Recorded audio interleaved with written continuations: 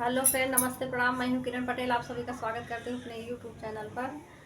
आज मैं एक सोहर पर का उफान गीत लेके आई हूँ। कैसे लगेगा कमेंट बताना। पसंद आए तो हमारे चैनल को सब्सक्राइब करना।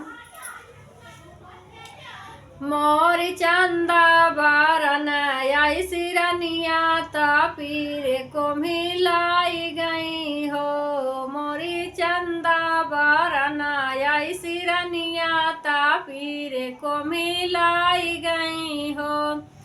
दौड़े दौड़े जा पिया सासु का बलाई दा। दौड़े दौड़े जा पिया सासु का बलाई दा। धना कबहू ना हो, धना कबहू ना मिजू गोड़ हाथ तयमा मोरी ना आई हो। धना कबहू ना हो, धना कबहू ना मिजू गोड़ हाथ तयमा मोरी ना आई हो। मोरी चंदा बरन आई सिरनिया पीर को मिलाई गई हो। मोरी चंदा बरन आई सिरनिया पीर को मिलाई गई हो।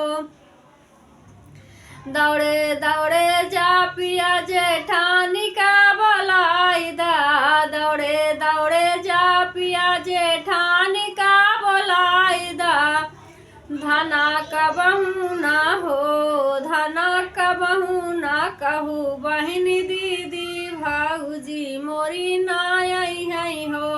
धना कबहू ना हो, धना कबहू ना कहू बहन दीदी भाऊजी मोरी ना आई हो।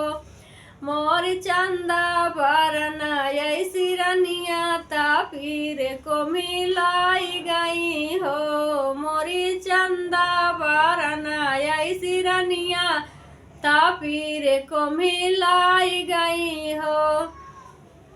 दौड़े दौड़े जा पिया ननद का बलाई दा। दौड़े दौड़े जा पिया ननद का बलाई दा।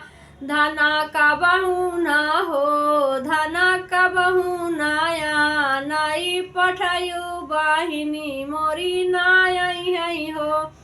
धना कबहू ना हो, धना कबहू नाया नाई पठायु बाहिनी मोरी ना आई हो। मोरी चंदा बरन आई सिरनिया पीर को मिलाई गई हो। मोरी चंदा बरन आई सिरनिया पीर को मिलाई गई हो। दौड़े दौड़े जा पिया गोतिनी का बलाई दा। दौड़े दौड़े जा पिया गोतिनी का बलाई दा। धना कबहू ना हो, धना कबहू ना मिली जुली राहिउ गोतिनी ये ना आई हो। धना कबहू ना हो, धना कबहू ना मिली जुली राहिउ गोतिनी ये ना आई हो। मोरी चंदा बरन आई सिरनिया पीर को मिलाई गई हो।